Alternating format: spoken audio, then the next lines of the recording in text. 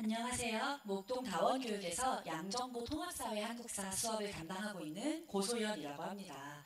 어느새 아이들이 이제 마지막 기말고사만을 남겨두고 있는 시점이 왔는데요. 아이들이 1학년 통합사회 한국사 내신 시험에 유종의 미를 거둘 수 있도록 어떤 준비를 하면 좋을지를 말씀드리기 위해서 2학기 중간고사 이번에 어떻게 출제되는지를 말씀드리고자 합니다. 일단 통합사회부터 말씀드리려고 하는데요. 통합사회는 전체적인 난이도가 중에서 중상 정도 학생들에 따라서는 출제가 됐고요. 시험 범위가 5단원 경제, 6단원 윤리 이렇게 들어갔어요. 그런데 5단원 경제와 6단원 윤리가 통합사회 전체 교과서 내용 중에 가장 어려운 내용이기 때문에 꽤나 어렵게 출제되지 않을까라고 예상을 했었는데 예상했던 것보다는 좀 평이한 난이도로 출제가 됐던 면이 있습니다. 일단 이번 시험에서 통합사회 같은 경우에는 가장 이제 좀 중요했던 변수 중에 하나가 통합사회 선생님이 이제 1학기를 마치고 퇴임을 하시게 되면서 선생님이 갑자기 이제 바뀐 거였거든요. 그래서 이제까지의 출제 기조와 다르게 출제되면 어떡하나 이런 문제가 조금 아이들에게는 변수로 다가오는 문제여서 어떤 유형이 나오든 간에 아이들이 문제를 잘 풀 수 있게 정말 다양한 문제를 많이 풀렸어요. 그런데 생각보다 기존의 출제 경향과 거의 유사하게 출제가 됐습니다. 아마도 그냥 기출문제들을 잘 반영하셔서 출제하신 것 같아서 시험지만 봤을 때는 정말 특히 작년 기출문제랑 아주 유사하게 출제가 됐어요. 그래서 아마 남은 2학기 기말고사도 이제까지의 출제 경향을 크게 거스르지 않는 선에서 출제가 되지 않을까라고 생각이 되고요. 양정고의 기존의 출제 경향이라고 한다면 교과서와 프린트 내용에 정말 충실한 누가 얼마만큼 교과서랑 프린트를 많이 공부했는지를 점검하는 그런 내신형 시험으로 앞으로도 출제가 될 것이고 그렇게 대비를 해야 하지 않을까라고 생각이 됩니다. 이번에 그 전반적으로 평이한 난이도에서도 그래도 아이들이 가장 어려워했던 문제가 서답형 4번이었습니다. 이따가 문제를 보여드릴 텐데요. 아이들이 정말 많이 연습해봤을 비교우위 계산 문제였어요.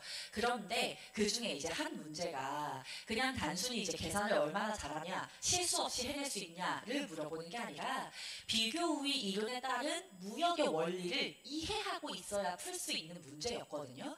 그래서 그 무역의 원리를 이해하지 않은 채로 단순히 그냥 주어진 문제를 기계적으로 풀어나갔던 학생들이라면 조금 당황해서 오답이 났을 수도 있는 문제였습니다. 그래서 평상시에 문제를 푸는 태도 자체가요. 그냥 이 문제를 풀고 마치고 뭐 기분 좋고 틀리면 오답하고 넘어가고 이게 아니라 내가 정말 이걸 잘 이해하고 있는 게 맞는지 뭐 제 수업을 듣는다면 제가 그걸 도와주기도 하겠지만 자기가 제일 잘 알잖아요. 그러니까 그런 부분을 좀 스스로 점검해 나가면서 공부를 하는 태도 자체가 좀 필요하지 않을까. 그래야만 이런 문제를 잘 맞출 수 있지 않을까 생각이 듭니다.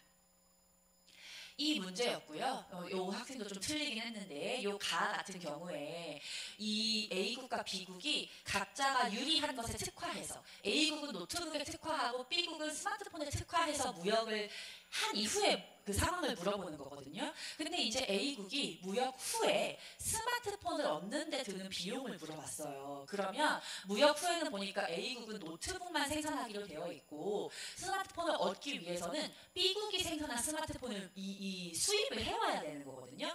그러면 사실은 얼마가 필요하느냐. 무역이라는 건 각자에게 유리한 특화해서 1대1로 맞바꾸는 것이기 때문에 B국한테서 스마트폰을 사오려면 내가 노트북 하나를 생산해서 바꿔야 되는 거죠. 그러니까 여기 들어가는 비용은 노트북 하나 생산하는 데 들어가는 비용이라서 37만 원이 답이 되는데요. 이거를 제대로 이해하고 있지 못하고 이제 얘는 스마트폰 생산 안 하지? 해서 이제 영원으로 써놓거나 이런 친구들이 있었거든요. 그래서 너무 기계적으로 문제를 풀었던 경우에는 열심히 하긴 했지만 아쉽게도 이 문제에서는 조금 오답이 날 수 있었고요. 앞으로 더 잘하기 위해서는 내가 정말 잘 이해하고 있는지 점검하는 것이 필요하다 말씀드리고 싶고요. 이번에 또 서답형 2번 문제가 어렵진 않았지만 학교 프린트의 내용이 이제 단답형으로 딱 출제가 됐기 때문에 여전히 학교 프린트는 중요하구나라는 걸 알 수가 있었습니다. 학교 프린트를 그냥 추가 자료라고만 생각해서 한번 읽어만 보고 넘어가거나 조금 소홀히 했던 학생들 같은 경우에는 아예 그냥 손도 댈 수 없는 문제였거든요. 교과서에 전혀 없는 내용이었기 때문에. 그래서 이 학교 프린트까지 우리는 정말 완벽히 마스터하자라는 것을 이번 시험 통해서 다시 한번 알 수가 있었습니다. 네, 저희 수업 같은 경우에는 학교 프린트 내용을 제가 이렇게 다 중요한 것들은 자료로 만들어서 아이들에게 수업을 다 해주고요. 그런 거를 다 실질적으로 문제까지 암기시켜서 풀리고 있습니다. 제가 이제 냈던 것이 그대로 이제 출제가 됐는데 이거 뭐 예측이라기보단 어떻게 보면 정말 학교 프린트가 중요하기 때문에 이렇게 나오는 거거든요. 혹시 이번에 프린트 내용은 대충 봤던 학생들이라면 기말고사 때는 교과서만큼 중요하게 보면 도움이 될 것 같습니다. 한국사 같은 경우에도 이번에 중에서 중상 정도? 근데 뭔가 제 생각에는 중상에 조금 더 가까운 난이도였던 것 같습니다. 객관식 24문항에 서답형 6문제가 출제가 됐고요. 이번 시험 범위는 2-3 중간 이제 독립협회부터 해서 3-4 일제강점기의 사회와 문화까지가 들어갔습니다. 1학기 기말고사 때 단답형이 너무 어렵게 출제가 됐었잖아요. 그리고 그때 객관식은 또 생각보다 좀 쉽게 출제가 된 편이었기 때문에 이번에도 그렇게 출제가 되려나 하고 생각을 했는데 이번엔 반대로 단답형이 생각보다 예측 가능한 선에서 출제가 됐고요. 객관식이 조금 어려웠습니다. 그래서 이제 아마 이번에는 객관식에서 틀린 친구들이 더 많을 것 같아요. 그런데 어쨌든 같은 시험 범위를 봤던 역대 양정모 시험의 문제들, 그러니까 2학기 중간고사들을 줄 세워봤을 때는 가장 어려운 수준이 아니었나라고 생각이 됩니다. 일단 이번 시험에서 가장 힘들었던 부분은요. 시험 범위 자체가 너무 넓었어요. 소단원이 2-3부터 3-4면요. 7개 반이거든요. 근데 다른 학교들은 소단원이 한 5개 정도 들어가고요. 많이 넣는 학교가 6개예요. 근데 그것보다 이제 하나 반이 더 들어가면서 정말 아이들이 소화하는 것 자체가 힘든 분량이었다고 저는 생각이 되고요. 내용 자체도 독립협회 대한제국 일제의 국권 침탈 과정부터 20년대 민족운동까지 들어가거든요. 그 안에 정말 수많은 우리의 민족운동, 민족운동가, 민족운동 단체가 들어가기 때문에 이거를 다 암기하고 시기별로 나누고 요거 자체를 학생들이 굉장히 힘들어했습니다. 그래서 1학기 때 기억만 가지고 한 주 전, 2주 전에 시작해도 되겠지라고 생각해서 조금 이제 늦게 시작했던 학생들은 제대로 소화하지 못한 채로 시험장에 들어갔을 가능성이 클 것 같습니다. 이번에 단답형은 아까 말씀드린 대로 생각보다는 평이하게 나왔어요. 하지만 디테일한 부분까지 출제가 됐다라고 하는 것은 여전히 그 기조를 유지하고 있기 때문에 디테일을 놓쳐서는 안 되겠습니다.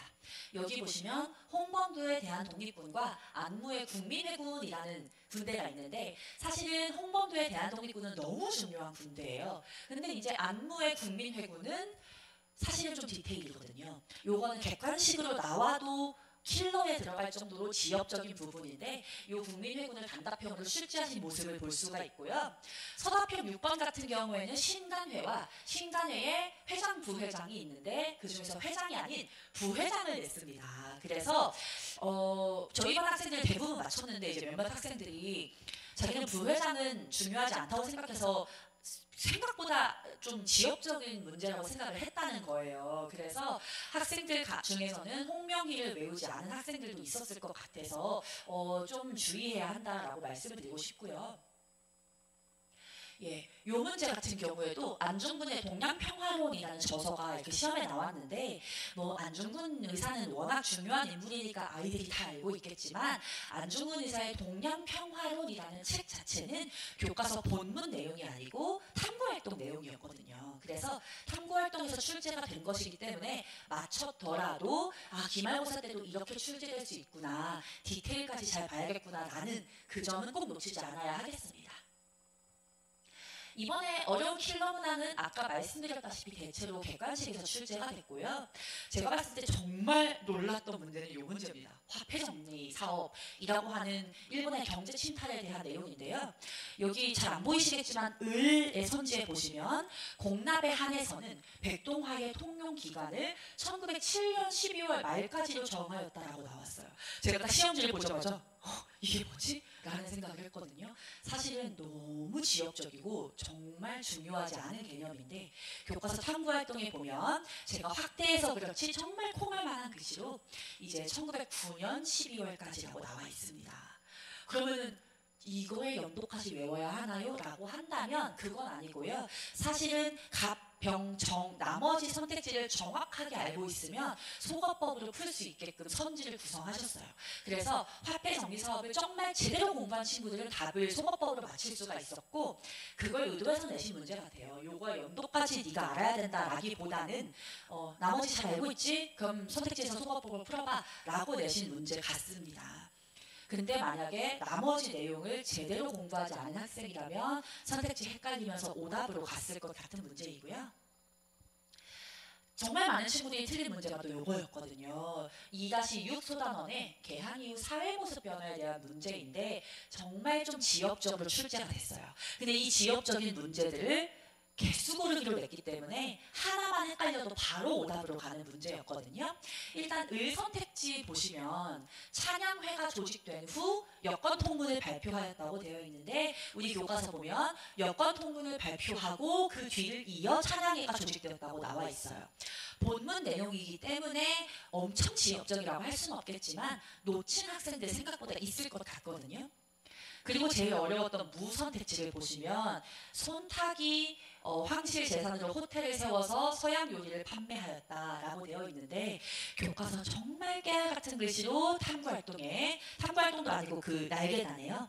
손탁이 호텔을 세워서 손탁 호텔을 세워서 서양 요리를 판매하고 커피숍을 운영하였다고 나와 있습니다. 제가 수업 때 아이들한테 손탁 호텔에서 아침마다 고종에게 커피를 만들어서 대령했다라는 얘기를 했었는데 사실은 그런 썰로 풀 내용이지 이렇게 선택지로 나올 정도로 중요한 개념은 아니었거든요. 그래서 아이들이 좀 놓친 면이 있을 거라고 생각이 되고요. 마지막 한일 합작으로 세워진 한성전기회사라고 나와 있는데 한성전기회사는 한일이 아니고 한미 합작입니다. 근데 제가 이 전기 관련된 거는 정말 미국이랑 했다는 걸 많이 강조했거든요. 근데 아이들이 이걸 틀린 경우를 보니까 한성전기회사가 전차를 가설했다는 것만 읽고 앞에 한일합작은 이렇게 흐린 눈으로 본 친구들이 있더라고요. 그래서 진짜 선택지 이 일본이냐 미국이냐 이 한 글자 차이로 오답이 될 수 있으니까 문제를 풀 때 꼼꼼히 또 푸는 연습 다시 한번 강조하고 싶습니다. 그러면 이제 남은 아이들의 마지막 기말고사를 어떻게 대비하면 좋을까요? 일단 통합사회 같은 경우에는 남은 대단원이 7단원 문화, 8단원 윤리, 9단원 세계지리거든요. 이거를 다 할 것 같지는 않고 셋 중에 2개를 골라서 할 것 같습니다. 근데 작년에는 7, 9단원을 했고 재작년에는 7, 8단원을 했었어서 올해는 어떻게 할지는 솔직히 말씀드리면 예측은 좀 불가능한 상태거든요. 근데 7단원은 아마 무조건 들어갈 것 같아요. 7단원 자체가 양도 많고 남학생들이 싫어하는 꼼꼼한 암기가 바탕이 되는 그런 단원이거든요. 거기다가 문화, 세계지리, 윤리 개념이 골고루 들어가 있어서 정말 융합적인 사고력이 필요하고 정말 다양한 문제를 많이 풀어봐야 하는 단원입니다. 8단원, 9단원도요. 윤리, 지리 이런 개념들이 들어가 있어서 암기 플러스로 문제풀이 능력까지 보는 단원들이에요. 그래서 이번 시험범위에 들어가는 단원들은 객관적으로 엄청 어렵다기보다는 암기를 빨리 하고 누가 더 어렵고 다양한 문제를 많이 제대로 풀어봤느냐가 관건일 것 같습니다. 중간고사가 어려운 단원들로 구성되어 있어서 아주 어렵게 출제될 걸로 예상을 했었는데 생각보다는 쉽게 출제가 된 편이기 때문에 기말고사는 어렵게 출제될 거라고 생각하고 완벽하게 공부해야 될 것 같고요. 기말고사가 쉽게 출제된다면 100점을 받아야 좋은 등급을 받을 수 있기 때문에 더더욱이 완벽한 학습이 요구됩니다. 한국사 같은 경우에는 예상 시험 범위가 3-5에서 4-5까지고요. 전두환 정부까지 내지는 이명박 노무현 정부까지 들어갈 것 같습니다. 이번 시험 범위가 소단원 7개 반이었잖아요. 기말고사 시험 범위도 소단원이 7개인 거거든요. 만약에 이번 시험 범위 양이 너무 많아서 버거웠다라고 하는 학생들이면 훨씬 더 일찍부터 아마 공부를 시작해야 할 겁니다. 게다가 1930년대 민족운동부터 2000년대까지 들어가기 때문에 그 흐름을 완벽하게 꿰고 있는 거, 요 능력 필요하고요. 이번 시험범에 들어가는 소단원 중에서 2개, 3-6에 들어가는 3, 40년대 민족운동하고 4-1에 광복 이후부터 정부 수립까지 가는 과정, 요 2소단원이 한국사 전체에서 제일 어려운 소단원 2개예요. 제가 저희 반 아이들한테도 미리 제가 경고를 했거든요. 정말 어려울 거라고. 그래서 요 부분을 아주 제대로 공부하는 것이 필요하겠습니다. 암기를 미루지 않고 해놔야 방대한 양을 소화하면서 고난도 개념, 아까 보신 뭐 손탁호텔 이런 것까지 놓치지 않고 볼 수가 있어요. 시험 3, 4일 남았는데 중요 개념이 잡히지 않은 상태에서 손탁호텔이라든가 한미합작 이런 걸 보는 것은 불가능하겠죠. 그래서 내가 고난도의 문제까지 맞춰서 정말 고득점, 정말 1, 2등급 꼭 받아야 하는 학생이라면 교과서 구석구석까지를 대비해야 합니다. 그러려면 미루지 않는 암기가 당연히 기반이 되어야 되겠죠. 제 수업에 대한 소개는 그냥 간략히 하고 읽어만 봐주시면 될 것 같고요. 저희 이제 마지막 남은 2학기 기말고사 수업이 10월 29일 화요일에 개강을 합니다. 그래서 아이들이 마지막까지 유종의 미를 거둘 수 있도록 힘써서 도울 예정이니까요. 관심 있으시면 한번 알아봐 주시면 좋을 것 같습니다. 여기서 마치겠습니다. 들어주셔서 감사합니다.